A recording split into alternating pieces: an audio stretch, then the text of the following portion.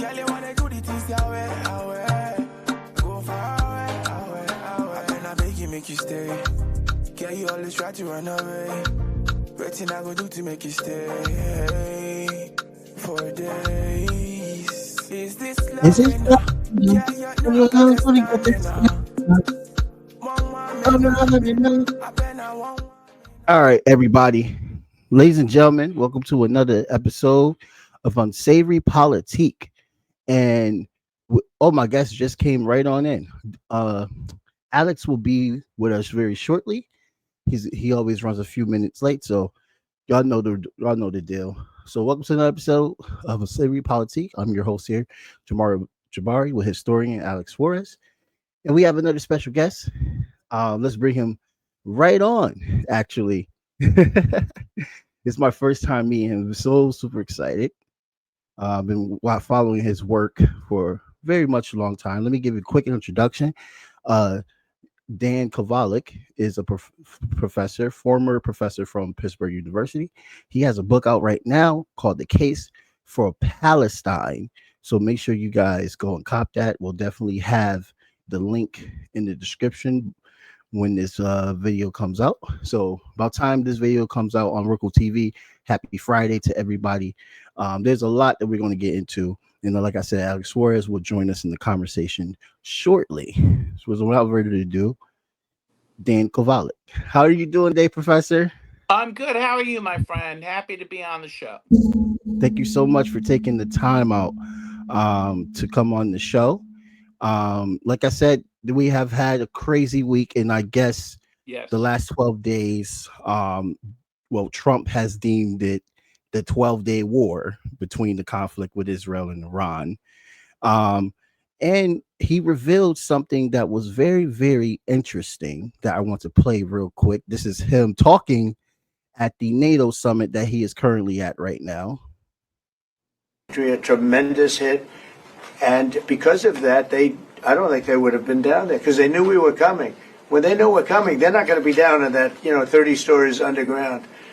So, no, I think it was just a tremendous victory for everybody, including Iran. Look, they've got a country, and they've got oil, and they're very smart people, and they can come back.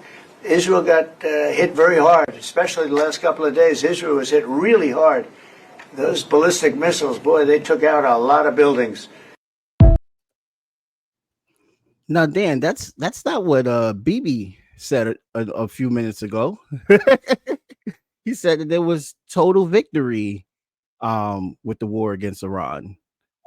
It seems that him and Trump has two different views on what really occurred this past 12 days.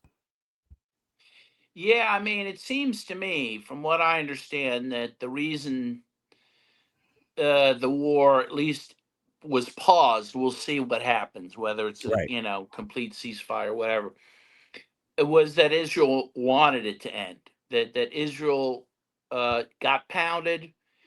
As I understand, about a third of Tel Aviv was wiped out. Right. And Ben Gurion Airport is, non-functioning. Haifa, a very important port city, was also demolished. It appears that Israel very much underestimated the ability of Iran. They thought they were going to get this quick hit against Iran, wipe out their leadership, maybe get a coup provoked. And it didn't work out that way, right? Iran did take a big hit at first, and they regrouped, and they responded very strongly. So I think, honestly, Trump's portrayal of events is accurate, and Netanyahu's is not. But of course, if you're, let's face it, if you're the sitting head of state and you've just started a war, right, you're going to claim you won it. And that's what he's doing. But I don't think his own people believe it. I mean, I don't see how they could. So we'll see. Yeah, I was very, very shocked. I mean, actually, the way you just put it makes sense that he will say that, but it doesn't at all resonate that way with the people in the Knesset, the Israeli officials in the Knesset. They are arguing, coming at each other necks. It's really not as important. Excuse my words. I got a text message. Leave me alone. It's really not as a reality of victory that they have seen. I think this is historic as well too. That I don't think Israel, from my understanding, has ever um, gotten beaten this bad, where Haifa is destroyed and Tel Aviv, a third of it is gone. I can't think of any other conflict where they were attacked this hard. Iran really just made history. Yes, no, I think that is true. I think in their entire history since 1948, Israel has never gotten beat this bad, has never suffered this type of damage. This is going to be a huge blow to the myth, Israel's myth of invincibility, right? Hmm. Um, this has to impact on the psyche of the Israelis, and Hmm. we know that the government had to keep people from trying to leave the country, Right. and even despite that, many left by water, through the Mediterranean to Cyprus. Mm. So we'll see. I think Israel's in deep, deep trouble. Their economy's in a shambles. The world hates them. Um, and they've suffered this defeat, no matter how Netanyahu wants to spin it. So I think they're in trouble. Oh yeah, definitely. I post I tweeted on Threads about how it just seems odd to me that they made a mandate to not allow anyone that is an Israeli citizen to leave, and I was immediately giving backlash by a lot of Zionist supporters. They just, for some reason, targeted my page, which already had 200 something followers on Threads, so it's so weird, and just gave me constant insults. It's like they just have these not NGOs, these bots prepared to just argue their talking points. Just if anybody questions anything, yes, it keeps happening to me on Threads for some odd reason. But the truth is the fact, like what you mentioned also on Jamal Thomas show earlier today, that people are leaving, and they don't feel that Israel can protect Jews anymore. And I don't know if Israel can ever recover from bringing back that facade that they are speaking for all Jewish people. They can protect all Jewish people, um, especially when they're constantly just so gung ho to start new wars just so they can expand their Greater Israel project. Um, but I think Iran, for the first time, because they haven't fought a real actual army since, I mean, since they were invaded, not invaded, but when the Middle East started to attack them before, back in what was 1967, I It's believe. 67 and 73. They had Yes. conflicts. Yeah, really, really they did suffer defeat at the hands of Hezbollah, I believe, in 2006. Right. Oh, But 6 war. Yep. again, they were defeated within Lebanon, right? Right. The homeland itself did not receive much damage. Even I think in 73 that was true. It didn't, this is the most damage they've ever had, Yeah. where the homeland itself was being threatened existentially. I think had this gone on another week or two, I'm not sure Israel could have survived. And Mm. again, that's why they were the ones I think that sued for peace. Oh yeah. Um, and we'll see. We'll see how you saw. In terms of people trying to leave, there was a screaming match between Mike Huckabee, the U.S. ambassador to Israel, and Netanyahu, because Netanyahu was trying to also prevent many Americans from leaving, right? Dual citizens. And Huckabee wanted him to let them leave. That sounds like it So was using human shields. That sounds like a human that's what he shield. was doing. Yes, he especially wanted the Americans to stay because he was using them as human shields. I mean, the Israelis always do, right? The big Mossad building that was attacked was right in a residential neighborhood. A lot of their military assets are in the middle of military neighborhoods. The hospital that suffered damage in Israel was not a target of Iran. They were after another military target, but it was right near the hospital, so Yeah. which gets to the issue that, every accusation, as they say, many commentators say, every accusation of Israel is a confession, right? They claim, Hamas uses human shields when it's they who use human shields. So, Hey Dan, sorry How's I'm it going, co-hosting Alex? today and I came on a little bit late. Nice to see you, brother. yeah, good to see you. How you doing? Good. It sounds like what you're describing is common Zionist projection, no? Yeah, It's we were projection. recapping on the war. Yes, it is old time Freudian projection, right? They project their sins and their misdeeds on others. And the world sees it now. It's been a very Yeah. effective tactic they've had, but it's not working anymore. And where did Freud go during World War II? He didn't go to Palestine. He wasn't a Zionist. He went to England. Einstein, went to the United States. He was not a Zionist Jew. Jews at that time, including in the Bolshevik movement and Jewish intellectuals in Europe, overwhelmingly rejected Zionism. Zionism was considered an extremist ideology, a form of nationalism that was rejected by religious and non-religious Jew alike. It came about, through the formation of colonialism in conjunction with the British when they took over after the Ottoman Turks. But certainly it was rejected by the overwhelming majority of the Jewish community at the time when it was first. Well, in fact, and I include this in my book, The Case for Palestine, there's a long letter that Albert Einstein wrote to the New York Times in 1948 criticizing the founders of Israel for their atrocities against the Palestinians. And he actually referred to them as fascists. Mm. Yeah, I'm paraphrasing, but he said something like, nothing would make me sadder if Zionists start treating Arabs, Palestinian Arabs, as the Nazis were treating European Jews. But he rejected Zionism. They wanted him to be like the first or one of the first president of Israel in the 1950s. He rejected that.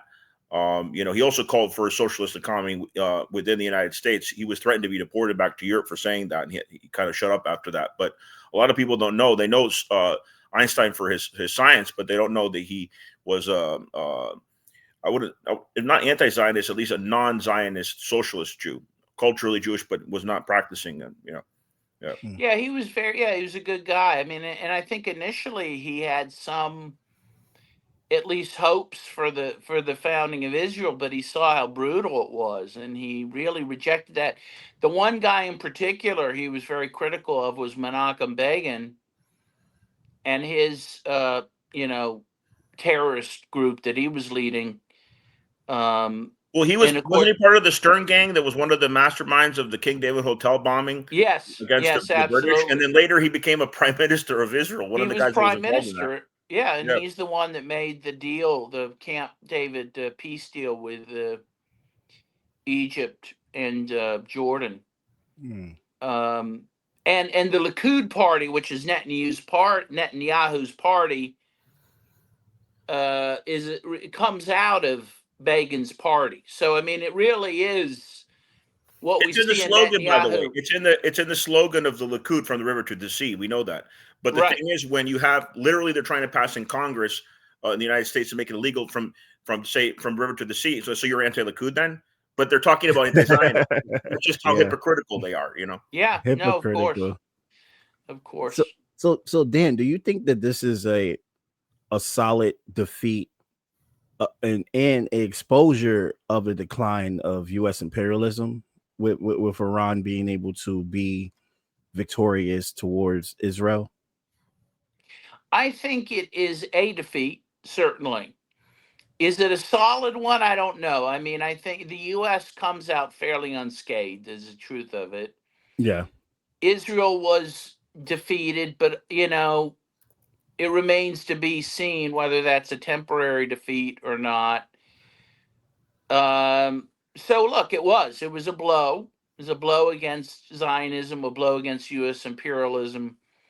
We'll see Dan, how. there's a theory out there, and I don't know if you heard about it, that Trump is intentionally trying to provoke the Iranians, and their parliament just passed this, Some people don't even know they have a parliament in Iran. They have democratic elections, but like their parliament just passed that they close the Strait of Hormuz. And some people are saying Trump is intentionally provoking Iran to close the Strait of Hormuz because then Europe would entirely be dependent on the United States.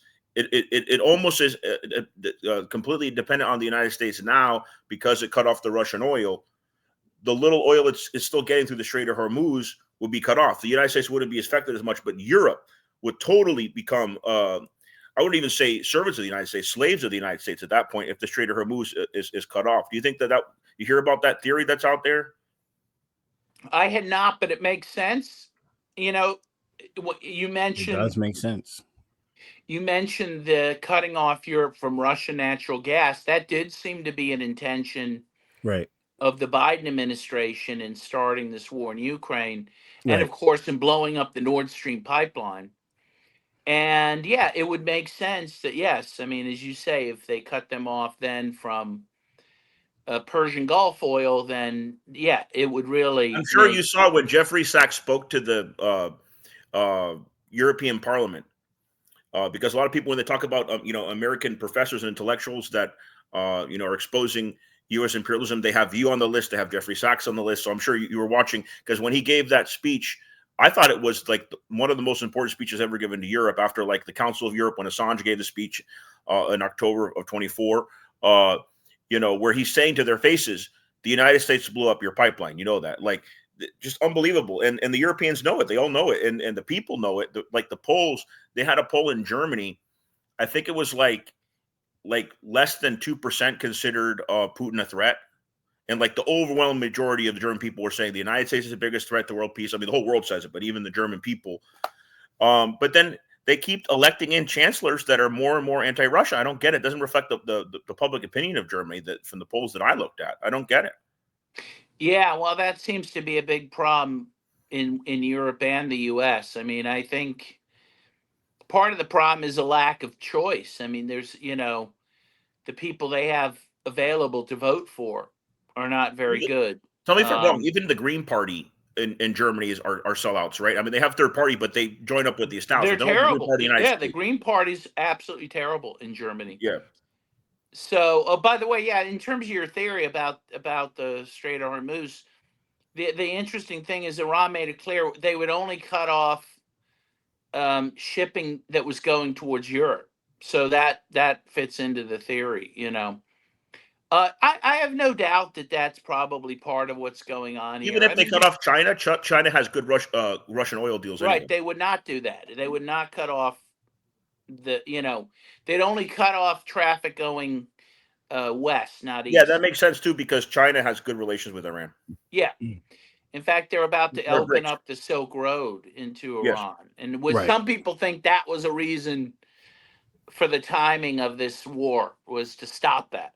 Well, I think the reason, from what I looked into, was I remember it came out on the alternative press that Iran just successfully had spies in Israel. So these were Persian Jews pretending to be Zionists that were actually anti-Zionist Persian Jews that infiltrated Israel and got secrets to the nuclear program. They even had secrets to their doomsday plan in case, like, the survival of Israel at risk, where Israel basically nuked the world.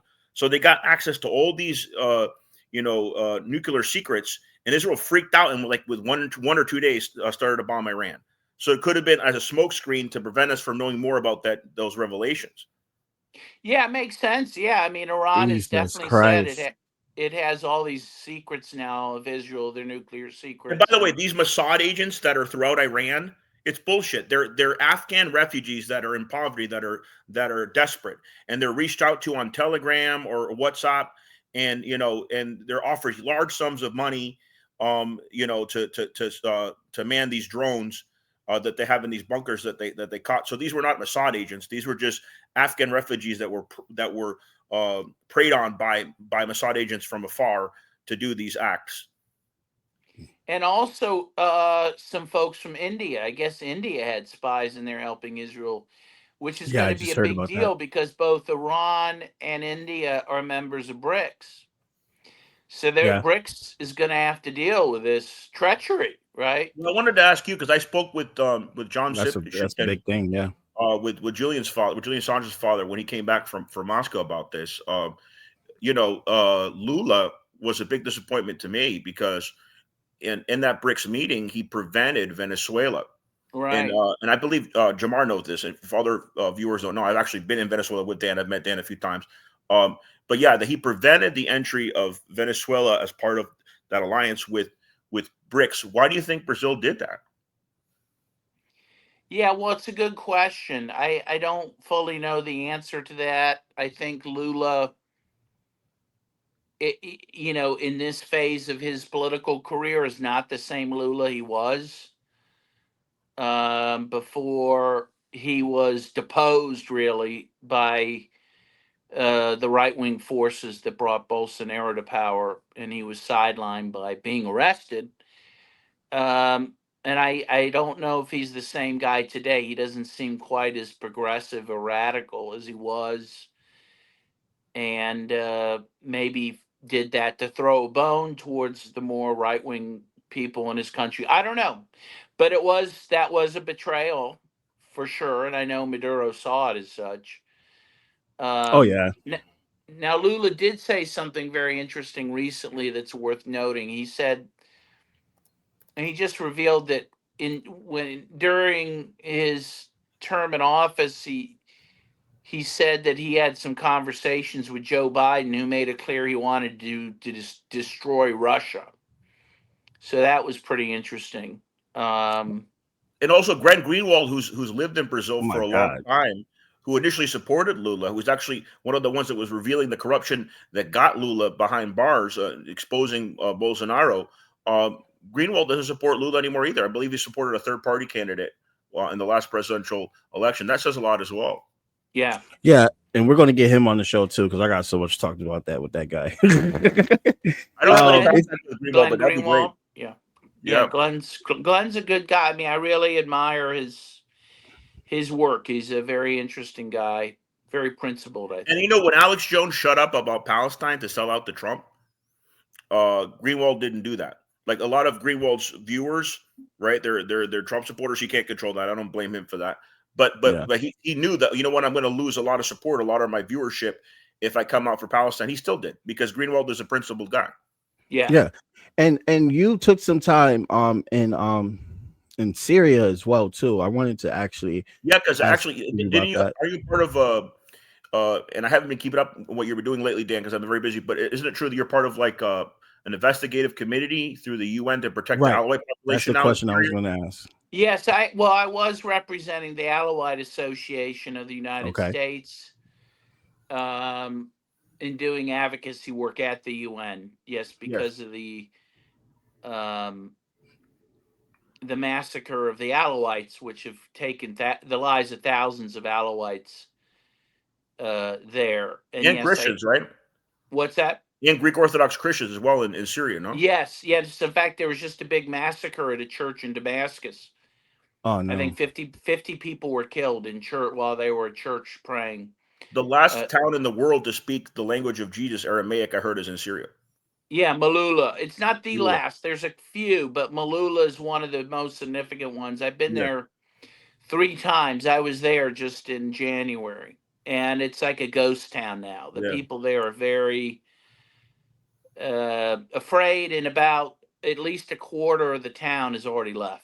The Christians have left. And I was just watching a video earlier that ever since 1919, the Zionists have wanted southern Lebanon.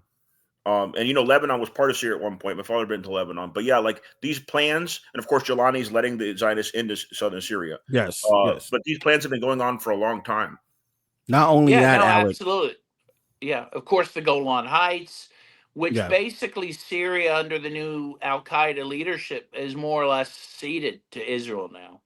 Yeah, and they're in talks right now to progress their relationship, Al Jelani and Bibi Netanyahu. Well, I wanted to ask Dan, is it safe for you to return to Syria since Assad was ousted, or does Jelani have you on the list? Well, I was there after the ousting. I was there in January, and it wasn't particularly safe. In fact, I had applied for press credentials, and I had not gotten any response yet, so I went anyway.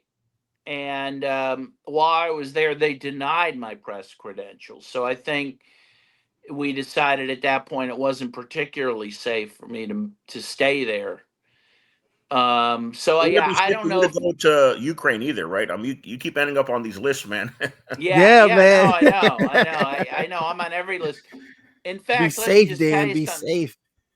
Yeah, in fact, even with the Alawite Association, they ended up cutting ties with me because some right-wing congressman in South Carolina criticized them because of their association with me. Mm. And so, yeah, no, it's a tough world out there if you want to defend Palestine and if you don't support the war in Ukraine. So, yeah, it's tough to. You don't keep a lot of friends. Let's put it that Well, way. But there's long history of like there's all this talk of, well, the United States is not going to make you go in exile or go after you if you're a citizen, and they're ignoring the history, right? Because they're going after a lot of permanent residents at this point. At this point, the Khalil case, Khalil was just freed. That's ongoing. Uh, but like there's a long history. Like you and I have talked about it, Dan. Like John Reed. John Reed was an American citizen through and through, a journalist, and he had trumped up charges against him. He ended up dying in the Soviet Union. There's a long history of the United States going after activists and putting people on lists, and and so it's kind of a reemergence of that. Now with the Trump regime that we see going Yeah. on. oh, Yeah. I think there's no doubt about that. Well, you saw also ICE. I saw a terrible story that Yeah. ICE, We were to just about make to get its into that. quota, is going after homeless people because most homeless people don't have any papers. They can't prove they're citizens, right? I mean, Right. it's Right. really ugly what's happening. And Trump himself said that he would consider sending U.S. citizens even to that jail in El El Salvador, Salvador, right? yes. I mean, so The new I agree. Auschwitz. I think the fact you're a citizen helps, but I don't think you're not bulletproof. And you're seeing, more and more repression. And I do think more and more people will be driven into exile, into at least self exile. And I know so many people who've left the country, either for fear of prosecution or at least to prevent it. What's the name of that journalist? Her last name is Lip. She's a German Oh journalist. yeah, Alina Lip. Yes, Alina Lip. Yes, She's a very brave German journalist who was doing her job, showing what's going on in Ukraine, and they Right. froze not only her bank account, but the bank Yes. accounts of her parents. This was like a Stalinist move, like basically taking away Yeah, I her read about that. citizenship, Yep. her ability to return to Germany and have her own funds. And I believe now her and her parents are in exile in Russia, right? yes, yes, they are. I believe they're in the Crimea. Yeah, and then you have Richard Medhurst, who also Yep.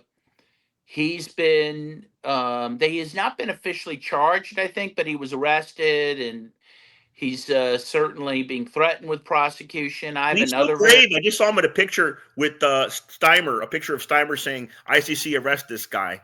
Uh, so Yeah, brave. Like you think they shut him up, but it makes him even more defiant. I have so much respect for Richard and what he's doing. I have another friend from the UK whose name she doesn't want mentioned, but a very close friend who also they were about to arrest her and charge her because of her tweets on Palestine, and she left the United Kingdom. Well, how did Mm. Australia start? How did Assange's country start? As a penal colony. So Yeah. the Right. people that they considered undesirable from British society, they were thrown in exile halfway across all the way on the other across the world in Australia. That's how that nation started on Yeah. Aboriginal land. And not to mention, when we brought up ICE, a new article came out that said that 70 American citizens so far have either been apprehended by ICE and threatened with deportation or deported. I still am trying to Yeah, it's not just zero down the Kilmar, numbers. right? And Yeah, actually, it's not just Kilmar, I don't know if Kilmar. he was Kilmar Garcia was freed on bail yet. I heard that the judge in Nashville is considering that soon. But it looks like there's two court victories, not just with Khalil being freed and now joining up the protests again at Columbia Yeah. University, but I heard that Kilmar Garcia could be freed too as well. But with Kilmar's case, it's not really political, but they've falsely accused him, I heard, of being a member of a gang or whatever. They Yeah. just use any justification. And then when the Supreme Court calls them out for illegally ousting somebody who's a U.S. citizen, born in El Salvador, but who's a U.S. citizen, they bring him back on trumped up charges. So hopefully he'll be released on bail. Yeah. Yeah, and the big thing they're going to get people on are anti-terrorism charges, right? That's the big kind of The Patriot Act. overarching thing they're going to use against people. If you have any relations with people in Palestine, they're going to try to get you Oh, I'm so in on, trouble. saying you're supporting Hamas, or if relations in Lebanon. They just indicted a guy here in the Pittsburgh area, claiming he was trying to join Hezbollah. Trying. Now he didn't. Trying. They didn't say he did join it. He was trying to Was he a join it. Lebanese citizen? Do they even know that you have to be, Lebanese? They're a member of Lebanese parliament, no? Yeah, well, again, maybe I think at least the claim is he went to Lebanon, and yeah, they didn't let him join because they were like, well, yeah, I mean, this doesn't make any sense for us. But the fact that he even had any discussions with him about it has led to him being indicted. I mean, it's incredible. And again, that's even if you believe what they claim. So, Well, you're familiar with the law. There's some prosecutors that could get a ham sandwich indicted, no? They know how to do that stuff. Yeah. yeah, well, and again, the thing is, if you indict someone, you charge them, you make them defend themselves, pay all these lawyer fees, you can ruin someone's life, even if ultimately they win. And well, an example of this is the Alliance for Global Justice, based in Tucson, Arizona, has just shut its doors because they were forced into litigation over allegations they were supporting. I believe it was Hamas. And the attorney's fees got to be too much for them, so they closed. So again, that's a victory for the U.S. government, right? I mean, Mhm. they don't By the way, have what's to. going on with Scott's Ritter case? Did they drop that? I know they tried to stop I him don't going to know. Russia. I don't think anyone knows. I Yeah. don't know. Um, I I I haven't heard what's happening with that. He's still continues, as you know, to be very active doing podcasts and whatnot. Well, So the Hulu 3 are pursuing their appeal. Um, yes, I saw yeah, that. and they only got probation, but they don't even want to take that because it's still it's a president, a legal president. If they accepted what the state was offering, so it wasn't a plea deal. A lot of people don't know this. They fought it till the end, and they're still appealing it. But what was offered up to them, they were convicted of the lesser charge, and it's just basically probation, no fine, community service or whatever. But it's funny because the charge of conspiring to be foreign agents isn't that similar to what they were? Remember in Miami, Alex Saab? Dan and I were at the hearing of Alex Saab. Yes. What were they charging Alex Saab with? It wasn't even money laundering.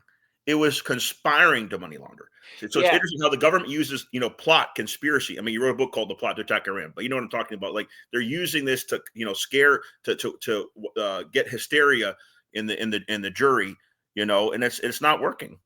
I mean, Yeah, it's basically thought crimes, right? yeah, Because you thought really. about wanting to do something, right? Um, the other thing is what they're doing is kind of escalating charges. Like here in Pittsburgh, again, little Pittsburgh, someone graffitied a synagogue. And it wasn't anti-Semitic. It was something about free Palestine or something. And 3 people out of that are being indicted on terrorism charges. So Oh my they're God. trying to. Well, didn't they have like students, Jewish students, not Jewish students, Zionist students, because a lot of Jewish students are against what Israel's doing, but they had Zionist students that got caught spray painting their own Jewish-centered anti-Semitic things, and they were caught on camera doing it to themselves. Yeah, So they well, that supposedly certainly did has something. happened, But the Yeah, point is, they can take a simple charge for vandalism, which should be a misdemeanor, right? Again, you can Right. imagine a society where you give them a bucket with some bleach and say, clean that synagogue and apologize. Instead, they're now being charged with a federal terrorist charge. So again, they're trying to do what they can, so maybe that's a lesson for people. You have to be very careful with, what you're doing in terms of activism. And if anyone, you know, tries to coax you into doing something violent or getting guns, they're probably a cop. Oh yeah. And well, you saw Judas and the Black Messiah, Dan? Jamar and yeah, I've seen that. yeah, I've And seen it that a few stuff really times. Yep. happened. Like you have that scene where he says, "Look at these explosives I got in my car," and that guy was working for the government the whole time, and they've been doing this at least since the 60s. Oh yeah, they've been doing it forever. The FBI, whenever there's an act of terrorism, usually the FBI is behind it. Jesus.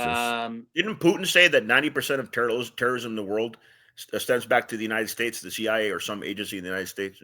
Well, it's true. I mean, the U.S. has been backing ISIS and Al Qaeda.